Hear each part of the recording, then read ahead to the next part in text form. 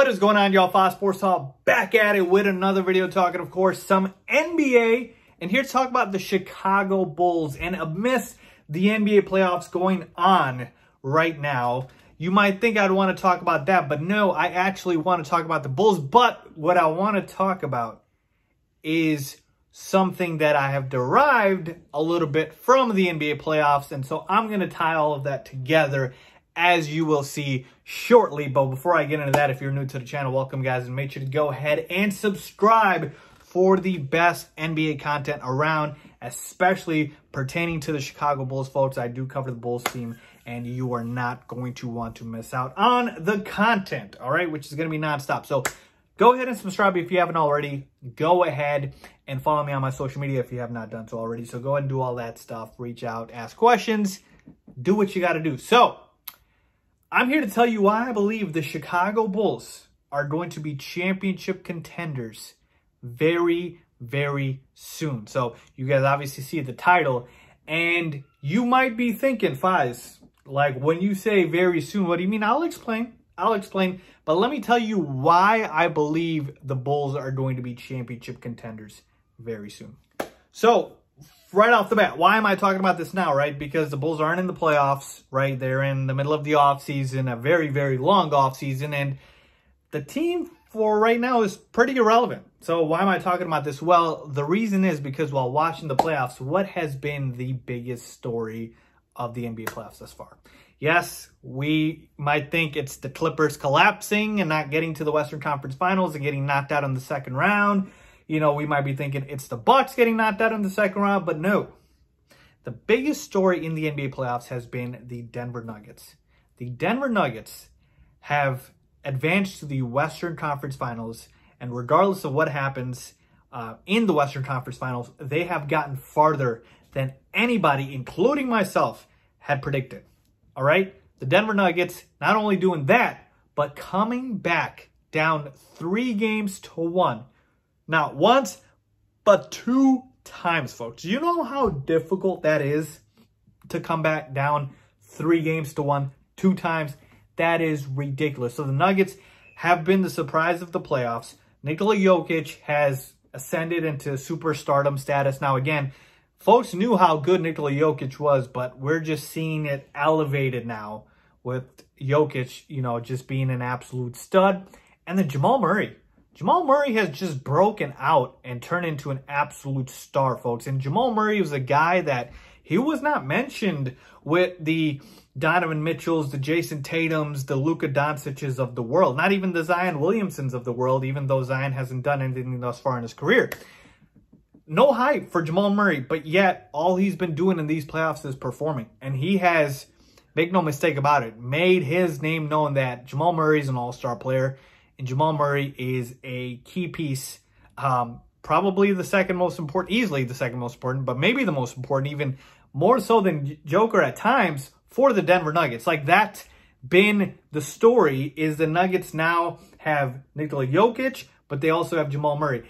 And why do I bring all that up is because the Nuggets, this team that was built organically, no super teams formed here, no max free agents signing with them, everything homegrown, drafted, late picks, early picks, whatever it is, everything has been organic. And who had been the architect for the Denver Nuggets team?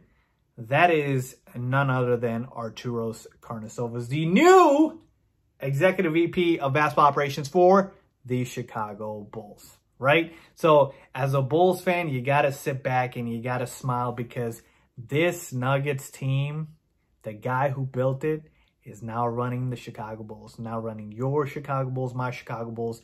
Everybody out there who is a Chicago Bulls fan should realize that, and should be happy realizing that, because that tells you that Arturos is going to do the same exact thing with the Chicago Bulls. Okay, and here's the thing.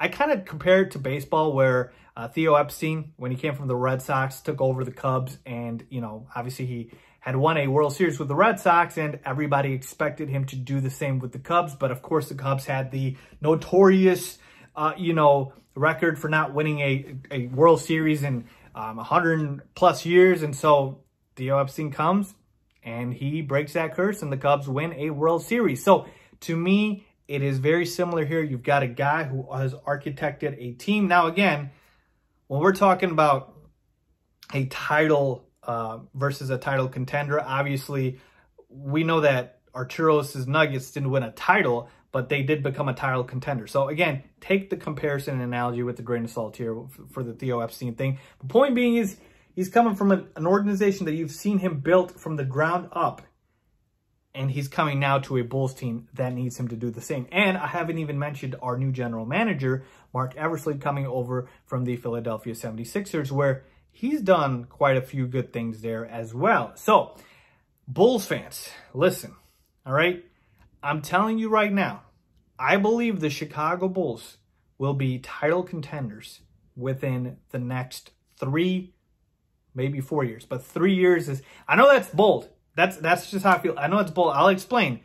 But I'm telling you right now, this man is going to do it. And let me explain to you how he's going to do it. So when I tell you Arturo's built the Nuggets from ground up and it was completely organic, oh, it was organic. Because when he was with the Nuggets, so he's been with them since 2013 as an assistant GM, and then he got hired in 2017. And the reason I use the 3-year mark is because of what it was 2017 when he was hired as a GM for the Nuggets. In 2020, we see the fruits of his labor as the Nuggets are a legit title contender. So why can't the same thing be for the Bulls?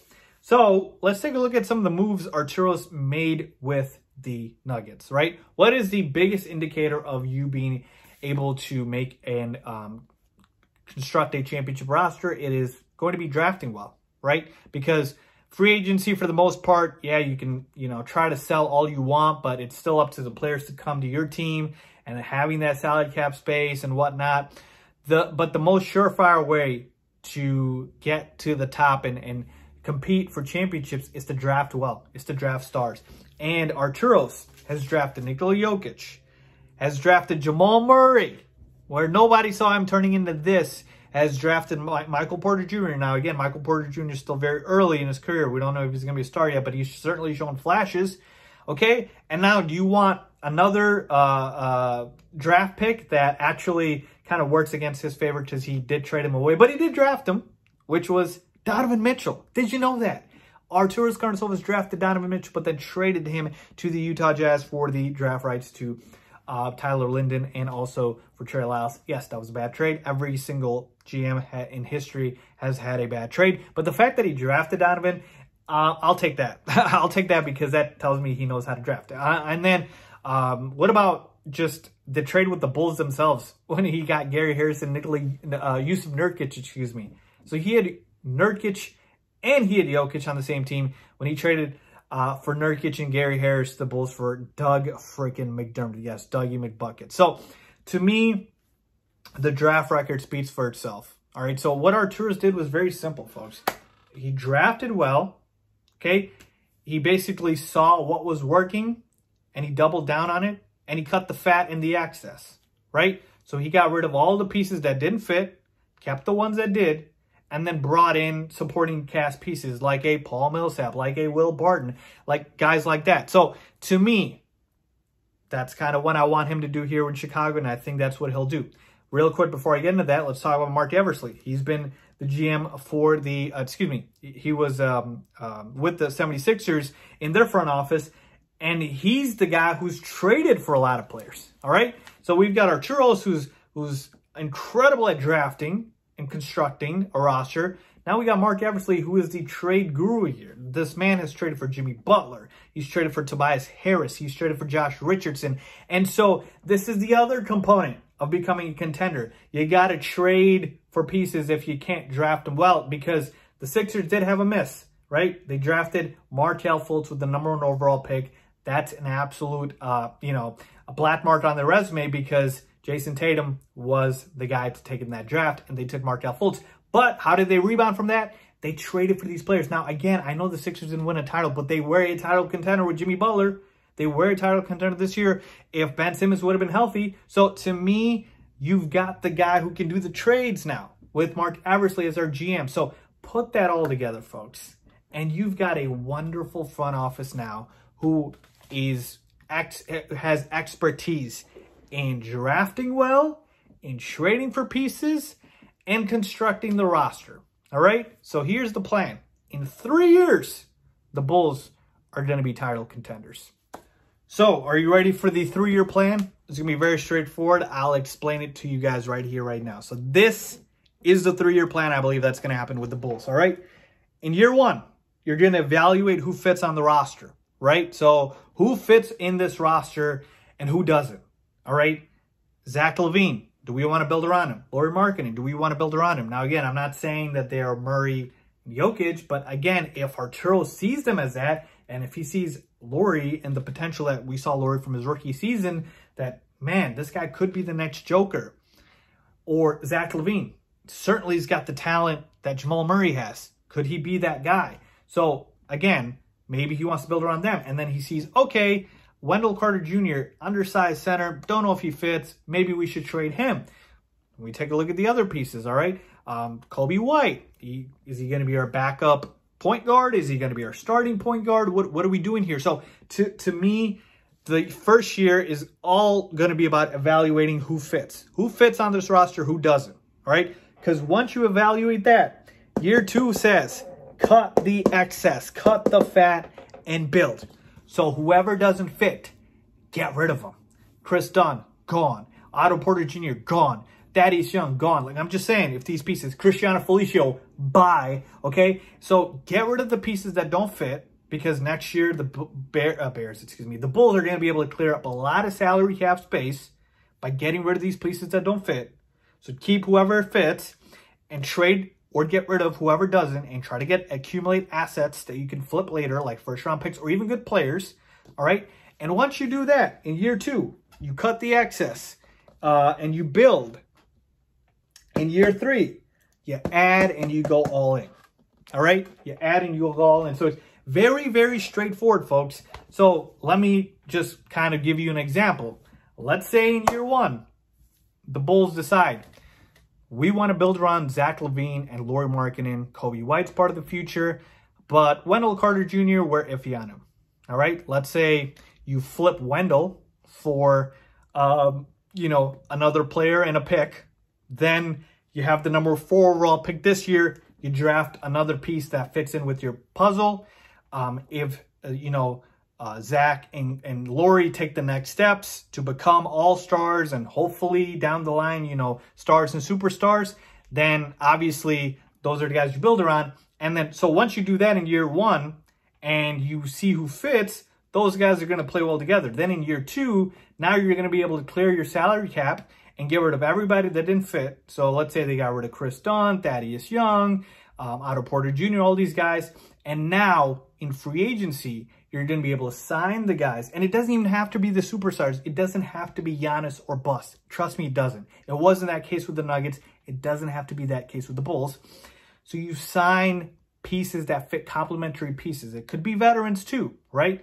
So you bring those in and now you start building, all right? Now you're, in year 1, if you were a borderline playoff team, in year 2, you're a middle of the pack playoff team. And then in year 3, you continue to add and you go all in, which means I got to trade for somebody to bring in as the 3rd guy or the 2nd star, I got to flip this piece to go into there. So a 3rd year, go all in, sign the veterans, trade for the stars, and now you're a top 2, top 3 seed in the conference and you're a championship contender. That's it, folks, right there. That's what I believe our Churros and Mark Eversley are going to do. The one caveat I do have here is in the NBA, winning titles is a very, very simple and straightforward strategy, which is you got to have stars. You got to have stars. You got to have the LeBrons, the KDs, the Kawhis, the Giannis's. Well, I shouldn't say Giannis. He hasn't won anything. But you have to have stars and you have to have superstars, really. And so a lot of this depends on Zach LaVine, Lauri Markkanen, or whoever we draft this year, turning into a superstar. That's the only thing that could derail all this, because, folks, as good as your front office can be and your coach can be, and I even talked about the coach, they're going to bring on a great coach as well. They have to hire one. But as good as they can all be, the most important thing is going to be how good are your stars or your superstars, because superstars win in this league. And that's just how it goes. So that is going to be the caveat that I want to put there. But folks, I'm telling you right now, it is going to be an exciting time to be a Bulls fan. So you better hop on right now before it's too late, because this team is going to be a title contender in 3 years. I'm calling it right now. Let me know what you guys think about that, man. If you guys agree or disagree. And if you enjoyed the video, please give it a big thumbs up. Please make sure to subscribe. And as always, thanks for watching.